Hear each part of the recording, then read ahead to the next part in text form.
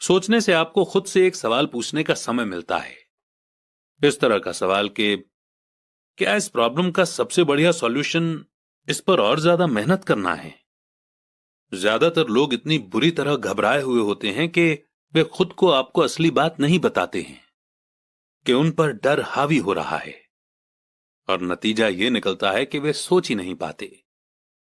इसके बजाय वो दरवाजे से बाहर दौड़ लगा देते हैं। टार भी हावी हो जाता है। अपने विचार चुनने से मेरा यही मतलब था। पर हम ऐसा किस तरह करेंगे? माइक ने पूछा। यही तो मैं तुम्हें सिखाने वाला हूं। मैं तुम्हें यह सिखाऊंगा कि तुम्हारे पास चुनने के लिए ऑप्शन होने चाहिए, ताकि तुम हड़बड़ी में काम करने से बच सको। जैसे अपनी सुबह की कॉफी पीकर दरवाजे से बाहर दौड़ लगाने की आदत से। मैंने तुमसे जो पहले कहा था उसे याद रखो। जॉब लॉन्ग टर्म प्रॉब्लम का शॉर्ट टर्म सॉल्यूशन है। ज्यादातर लोगों के दिमाग में सिर्फ एक प्रॉब्लम होती है, और यह थोड़े समय की होती है। यह प्रॉब्लम होती है महीने के आखिर में चुकाए जाने वाले बिल, यानी टार बेबी। अब पैसा उनकी जिंदगी चलाता है, या मैं ये कहूं कि पैसे को लेकर उनका डर और अज्ञान उनकी जिंदगी को चलाते हैं। तो वे वही करते हैं जो उनके मां बाप ने किया था। सुबह उठो और पैसे के लिए काम करो। वे इतना समय भी नहीं निकाल पाते कि ये सोच सकें कि क्या कोई दूसरा तरीका है। इस वक्त वे दिल से सोचते हैं, दिमाग से नहीं। दिल से सोचने और दिमाग से सोचने में क्या फर्क होता है? माइक ने पूछा। अमीर डैडी ने जवाब दिया। मैं इस तरह की बातें अक्सर सुनता हूं। हर आदमी को काम करना पड़ता है। अमीर लोग अत्याचार करने वाले होते हैं। मैं दूसरी जॉब ढूंढ लूंगा। मेरी सैलरी बढ़नी चाहिए। आप इस तरह से मेरा शोषण नहीं कर सकते। या फिर मैं इस जॉब को इसलिए पसंद करता हूं क्योंकि यह सेफ है। इसके बजाय हमें यह कहना चाहिए, क्या यहां ऐसा कुछ है जो मुझे नहीं मिल रहा है? इस तरह भावना पर बेस्ड हमारे थॉट्स की जंजीर टूट जाएगी, और हमें ज्यादा अच्छे तरीके से सोचने का मौका मिल जाएगा। मुझे मानना ही पड़ेगा कि मेरे लिए यह सबक एक महान सबक साबित हुआ। यह जानना कि कब कोई आदमी दिल से बोल रहा है और कब दिमाग से, किसके शब्दों में भावनाएं छुपी हुई हैं और किसके शब्दों में थॉट, ये एक ऐसा सबक था जो जिंदगी भर मेरे काम आया। खासतौर पर तब जब मैं अपने दिल से यानी अपनी भावनाओं से बोल रहा था, न कि अपने विचारों या दिमाग से। जब हम स्टोर की तरफ वापस मुड़े तो अमीर डैडी ने यह कहा, अमीर लोग हकीकत में पैसा बनाते हैं, वे इसके लिए काम नहीं करते। उन्होंने यह भी बताया कि 5 सेंट के जिंक के सिक्के बनाते समय जब माइक और मैं ये सोच रहे थे कि हम पैसे बना रहे थे, तो हमारे विचार उसी रास्ते पर चल रहे थे जिस पर अमीर लोग चलते हैं। दिक्कत सिर्फ इतनी सी थी कि ऐसा करना इलीगल था। गवर्नमेंट और बैंकों के लिए ऐसा करना लीगल है, पर हमारे लिए नहीं। उन्होंने यह भी बताया कि पैसा कानूनी यानी लीगल और गैर कानूनी यानी कि इलीगल दोनों ही तरीकों से कमाया जा सकता है। अमीर डैडी ने हमें बाद में यह समझाया कि अमीर लोग जानते हैं कि कैसे पैसा एक भ्रम है, जो हकीकत में गधे के सामने लटकी गाजर की तरह होता है।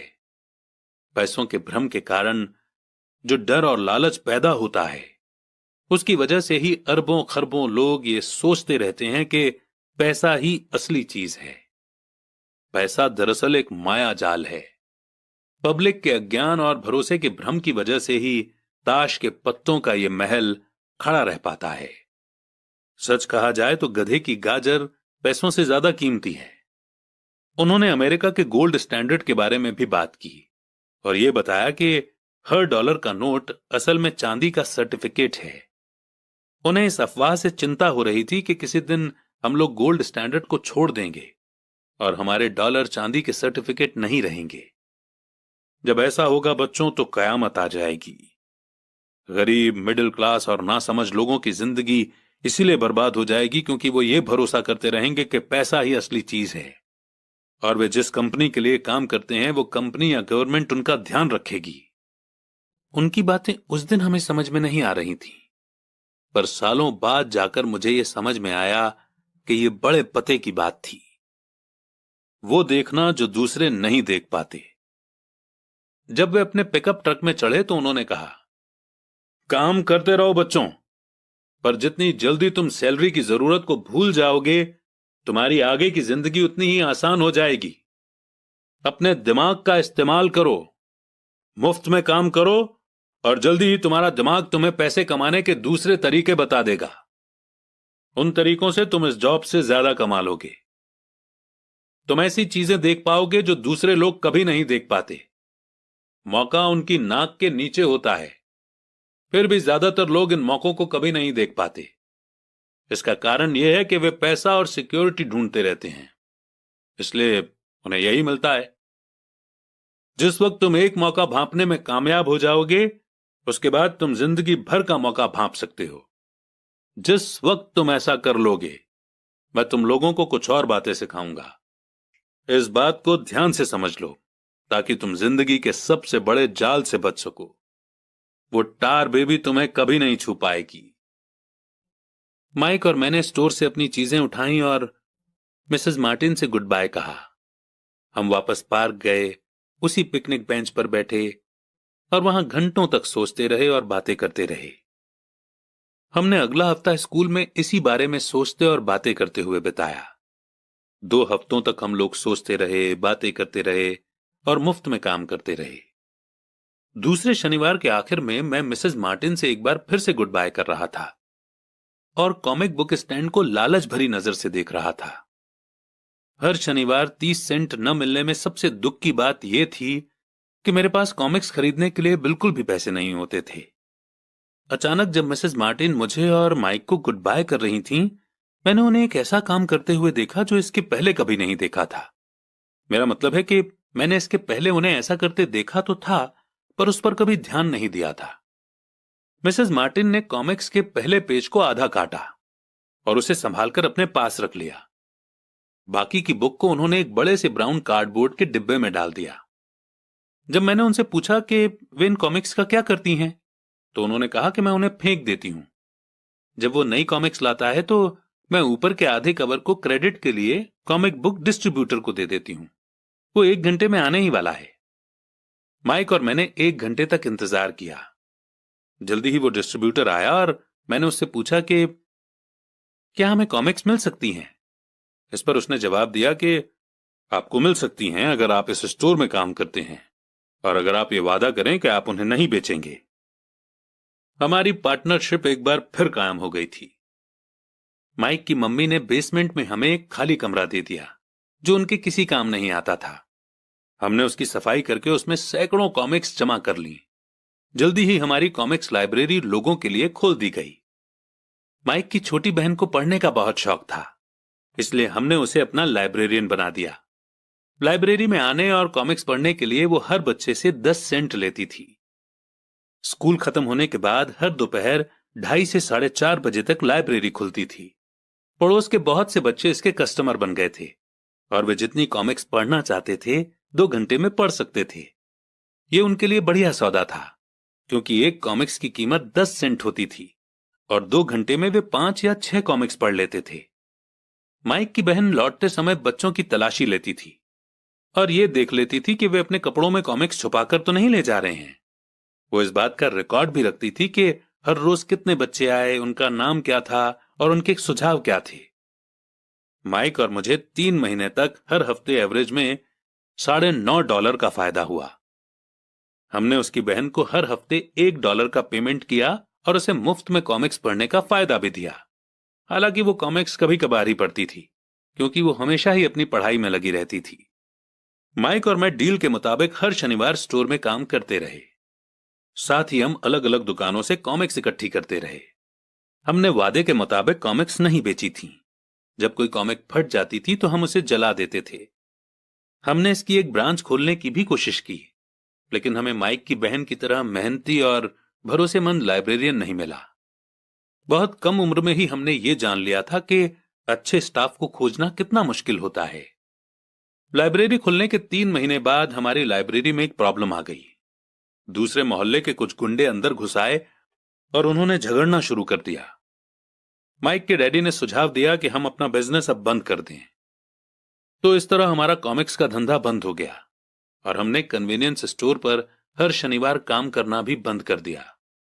फिर भी अमीर डैडी एक्साइटेड थे, क्योंकि उनके पास ऐसी बहुत सी नई बातें थीं जो वे हमें सिखाना चाहते थे। वे खुश थे क्योंकि हमने उनके पहले सबक को इतनी अच्छी तरह से सीख लिया था। हमने ये भी सीख लिया था कि पैसे से अपने लिए काम कैसे करवाया जाता है। स्टोर में काम करने के बदले पैसा नहीं मिलता था, इसीलिए हमें मजबूरन अपनी इमेजिनेशन पर जोर डालना पड़ा ताकि हम पैसा कमाने का कोई दूसरा तरीका ढूंढ सकें। कॉमिक्स लाइब्रेरी हमारा अपना बिजनेस था। हमारा पैसा हमारे कंट्रोल में था और हम किसी मालिक के मोहताज नहीं थे। इसमें सबसे अच्छी बात यह थी कि हमारे बिजनेस से हमें तब भी पैसा मिलता था जब हम वहां खुद मौजूद नहीं होते थे। उस समय हम पैसे के लिए काम नहीं करते थे, बल्कि हमारा पैसा हमारे लिए काम करता था। ज्यादा सैलरी देने के बजाय अमीर डैडी ने हमें इतनी बढ़िया एडवाइस दे दी थी। और इसी के साथ ये बेहद इंपॉर्टेंट चैप्टर यहीं पर समाप्त होता है।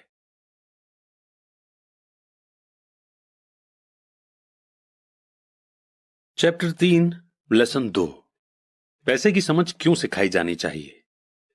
1990 में मेरे सबसे अच्छे दोस्त माइक ने अपने डैडी का लंबा चौड़ा बिजनेस संभाल लिया है और उसे अपने डैडी से ज्यादा कामयाबी मिल रही है। हम एक दूसरे से साल में सिर्फ 1 या 2 बार गोल्फ कोर्स पर मिलते हैं। वो और उसकी पत्नी इतने ज्यादा अमीर हैं कि आप इसकी कल्पना भी नहीं कर सकते। अमीर डैडी का एम्पायर बहुत सुरक्षित हाथों में है और अब माइक अपने बेटे को उसी तरह सिखा रहा है जिस तरह से उसके डैडी ने हमें सिखाया था। 1994 में मैं 47 साल की उम्र में रिटायर हो गया और मेरी पत्नी किम उस वक्त 37 साल की थी। रिटायरमेंट का मतलब यह नहीं है कि हम काम नहीं करते या आगे काम नहीं करेंगे। इसका मतलब यह है कि जब तक हमारी लाइफ में बहुत बड़ी कोई घटना ना हो जाए तब तक हम काम करने या ना करने के लिए आजाद हैं। इसका कारण यह है कि हमारी दौलत अपने आप बढ़ती रहती है, इन्फ्लेशन की रेट से कहीं ज्यादा तेज रफ्तार से। मुझे लगता है कि आजादी इसी को कहते हैं। हमारी दौलत इतनी ज्यादा है कि यह अपने आप बढ़ सकती है। यह पेड़ लगाने की तरह है। आप सालों तक इसे पानी देते हैं और एक दिन इसे आपकी जरूरत नहीं रह जाती। इसकी जड़ें जमीन में काफी गहराई तक पहुंच जाती हैं। इसके बाद ये पैसे का पेड़ आपके सुख के लिए छाया और फल देता है। माइक ने एम्पायर चलाने का ऑप्शन चुना और मैंने रिटायर होने का। जब भी मैं लोगों से बात करता हूं तो वे अक्सर मुझसे सलाह मांगते हैं कि उन्हें क्या करना चाहिए, शुरुआत कहां से और कैसे की जाए, आपकी नजर में कौन सी बुक अच्छी रहेगी, वगैरह वगैरह। सबसे अमीर बिजनेसमैन। 1923 में हमारे सबसे महान नेता और सबसे अमीर बिजनेसमैन शिकागो में एजवाटर बीच पर इकट्ठे हुए। ये सारे लोग बहुत मशहूर थे। चार्ल्स श्वाब सबसे बड़ी स्टील कंपनी के हेड थे। सैमुअल इंसुल दुनिया की सबसे बड़ी यूटिलिटी के प्रेसिडेंट थे। हार्वर्ड हॉम्सन सबसे बड़ी गैस कंपनी के हेड थे। आइवर क्रूजर दुनिया की सबसे बड़ी कंपनियों में से एक इंटरनेशनल मैच कंपनी के प्रेसिडेंट थे। Leon Fraser bank of international settlement के प्रेसिडेंट थे। Richard Whitney New York stock exchange के हेड थे। आर्थर कॉटन और जेसी लिवरमोर 2 सबसे बड़े स्टॉक स्पेक्युलेटर थे और अल्बर्ट फॉल प्रेसिडेंट हार्डिंग के कैबिनेट में मिनिस्टर थे। लेकिन क्या आपको पता है कि 25 साल बाद इनमें से 9 लोगों का अंत इस तरह से हुआ। श्वाब 5 साल तक कर्ज में डूबे रहने के बाद गरीबी में मरे। इंसुल की मौत विदेश में दिवालियेपन की हालत में हुई, यानी ये बैंकरप्ट हो गए थे। क्रूजर और कॉटन भी गरीबी में मरे। हॉम्सन पागल हो गए। विटनी और अल्बर्ट फॉल उस समय जेल से रिहा हुए थे। फेजर और लिवरमोर आत्महत्या कर चुके थे। शायद कोई भी ठीक से यह नहीं बता सकता कि इन लोगों के साथ ऐसा क्यों हुआ। यह बात 1923 यानी कि 1923 की है। हम इतना अंदाजा तो लगा सकते हैं कि यह 1929 के मार्केट क्रैश और ग्रेट इकोनॉमिक डिप्रेशन के ठीक पहले का समय था। मंदी का इन लोगों पर बेशक बहुत ज्यादा असर हुआ होगा। देखने वाली बात यह है कि आज हम इन लोगों से ज्यादा मुश्किल समय में जी रहे हैं। बदलाव ज्यादा तेजी से हो रहे हैं और पूरी दुनिया में हो रहे हैं। मुझे लगता है कि आने वाले 25 सालों में बहुत से ऐसे उतार चढ़ाव आएंगे जो इन लोगों द्वारा झेले गए उतार चढ़ावों की तरह ही होंगे।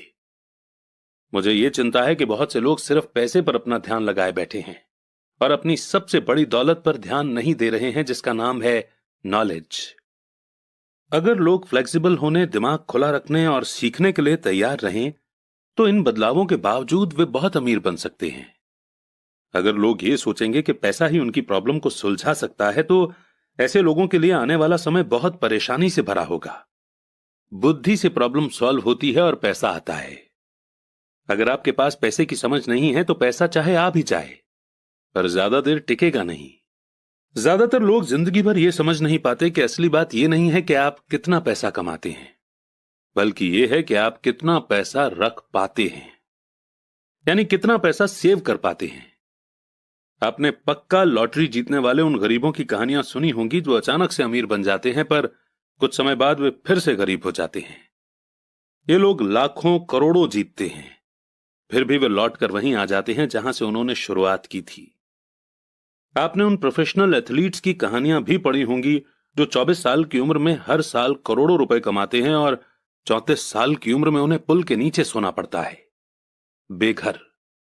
आज ही के अखबार में एक नौजवान बास्केटबॉल प्लेयर की खबर छपी है जो 1 साल पहले करोड़ों का मालिक था। आज वो शिकायत करता फिर रहा है कि उसके दोस्तों, वकीलों और अकाउंटेंट्स ने उसके पैसे हड़प लिए और इसी वजह से आज उसे बहुत कम पैसों पर कार धोने का काम करना पड़ रहा है। वो सिर्फ 29 साल का है, लेकिन क्या आपको पता है कि उसे कार धोने के काम से भी निकाल दिया गया? इसकी वजह यह थी कि उसने कार साफ करते समय अपनी चैंपियनशिप रिंग उतारने से मना कर दिया था, यानी हाथों से अंगूठी निकालने से मना कर दिया था, और जिसकी वजह से कार साफ करते हुए कार में निशान पड़ते थे और इसलिए उसकी खबर न्यूज़पेपर में छप गई। वो अपने निकाले जाने का विरोध कर रहा है और कहता है कि यह भेदभाव है। अंगूठी ही तो उसकी महान जिंदगी की इकलौती निशानी है।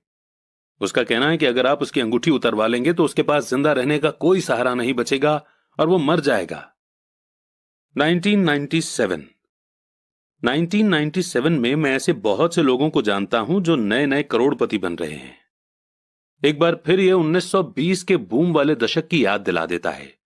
हालांकि मैं खुश हूं कि इतने ज्यादा लोग अमीर बनते जा रहे हैं, पर मैं उन्हें चेतावनी देना चाहता हूं कि लंबे समय में यह इंपॉर्टेंट नहीं है कि आपने कितना पैसा कमाया, बल्कि इंपॉर्टेंट यह है कि आपने कितना पैसा सेव किया और आपने कितनी पीढ़ियों तक उस पैसे को सेव करके रखा। तो जब लोग मुझसे पूछते हैं कि हम किस तरह शुरू करें, या मुझे बताइए कि जल्दी अमीर कैसे बना जा सकता है, तो वे मेरे जवाब से बहुत निराश होते हैं। मैं उनसे सिर्फ यही कहता हूं जो मेरे अमीर डैडी ने मुझसे बचपन में कहा था, अगर तुम अमीर बनना चाहते हो तो तुम्हारे पास पैसे की समझ होनी चाहिए। जब भी मैं अमीर डैडी से मिलता था, ये थॉट, ये विचार मेरे दिमाग में हर बार भर जाता था। जैसा मैंने कहा कि मेरे पढ़े लिखे डैडी हमेशा किताबें पढ़ने के फायदे बताते रहते थे, दूसरी तरफ मेरे अमीर डैडी फाइनेंशियल नॉलेज या पैसे की समझ डेवलप करने पर भी जोर देते थे। अगर आप एक बुर्ज खलीफा जैसी ऊंची बिल्डिंग बनाने जा रहे हैं, तो सबसे पहले आपको एक गहरा गड्ढा खोदना पड़ेगा और एक मजबूत नींव यानी कि फाउंडेशन डालनी होगी। अगर आप किसी टाउन में एक घर बनाने जा रहे हैं, तो आपको सिर्फ एक 6 इंच कंक्रीट का स्लैब डालना होगा। ज्यादातर लोग अमीर बनने के चक्कर में 6 इंच के स्लैब पर बुर्ज खलीफा जैसी बिल्डिंग खड़ी करना चाहते हैं। हमारा स्कूल का सिस्टम उस जमाने का है जब खेती बाड़ी यानी कि एग्रीकल्चर ही इकोनॉमी का बेस थी और ज्यादातर लोग खेती बाड़ी से ही पैसे कमाते थे। आज भी ये बिना नींव के घरों में भरोसा करता है, इसीलिए स्कूल से निकलने वाले बच्चों की कोई फाइनेंशियल फाउंडेशन नहीं होती है। एक दिन जब उन्हें नींद नहीं आती और वे कर्ज में डूब जाते हैं, वो सोचते हैं कि उनकी प्रॉब्लम अमीर होकर ही सॉल्व की जा सकती है। कुल मिलाकर सच्चाई यह है कि अगर बिना फाइनेंशियल फाउंडेशन के किसी के पास पैसा आ भी जाएगा, तो वो उसे जल्दी ही लूज कर देगा। एनीवे, माइक और मेरे लिए दोनों ही ऑप्शन संभव थे, क्योंकि हमारी फाइनेंशियल फाउंडेशन मजबूत थी और पैसे की समझ हमें बचपन से ही सिखाई गई थी। देखा जाए तो अकाउंटिंग शायद दुनिया का सबसे बोरिंग सब्जेक्ट है।